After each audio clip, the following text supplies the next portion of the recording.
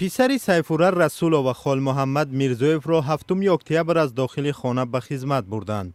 به نقل این زن چند تن از نمایندگان میلیسا و مقامات که لباس ملکی داشتند به حولی به زور درآمده به وقت بردن پسرش نیز به این مادر هیچ سندی را نشان ندادند.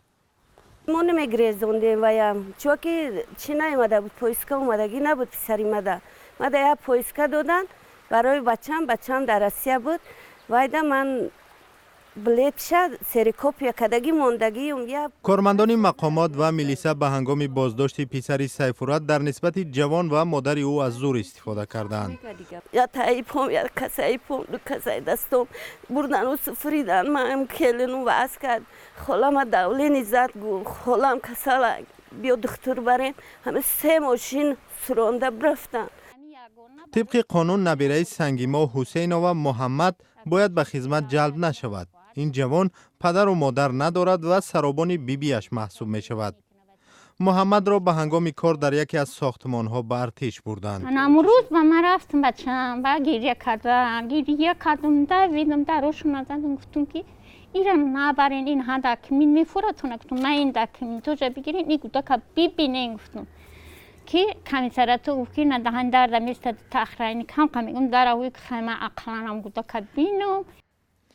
جلب اجباری و یا به اصطلاح دیگر از راه دزدیدن آدمان و به خدمت حربی مجبور کردن آنها غیر قانونی و نقض روی راست حقوق انسان محسوب می شود. آنهایی که از خدمت سرکشی می کنند و بعد گرفتن 2 دعوتنامه به کمیسریت حاضر نمی شوند باید در دادگاه محاکمه شوند، نه اینکه به ارتش برده شوند. در وزارت دفاع می گویند جریان جلب دعوت شونده ها نظارت می شود. رئیسین کمیسیون دعوتی شهر نویو جامعه افراد ولی باعث رئیسین کمیسیون دعوتی هم اما یکی از جزئیاتی داشته کمک کننده بود. نه یعنی در روز جمع بستیم در روز با در روز جمع بستیم. معمولا ابلاغ از طرف افراد صورت میگیرد که لباس ملکی دارند. از این خاطر متهم کردن کسی علاهیده را در نقض قانون مشکل است. اما با احتمال زیاد در وزارت مدافع از شیوه دعوت نوسکران آگاهی دارند. رئیس کمیسیون دعوت معاون رئیس شهر و یا ولایت می باشد. معاون او کمیسر حربی شهر و یا ولایت می شود. با گفته حامیان حقوق انسان سال تا سال شکایت والدان در مورد ربودن غیرقانونی فرزندان آنها برای خدمت در ارتش کم می شود. حالا ساکنان بیشتر از آن شکایت می کنند که کمیسیه‌های دعوت به نزدیکان مهاجران فشار آورده آنها را مجبور می کنند به طور خطی کفالت بدهند که پیوندانشان را برای خدمت کردن به وطن برمیگردانند.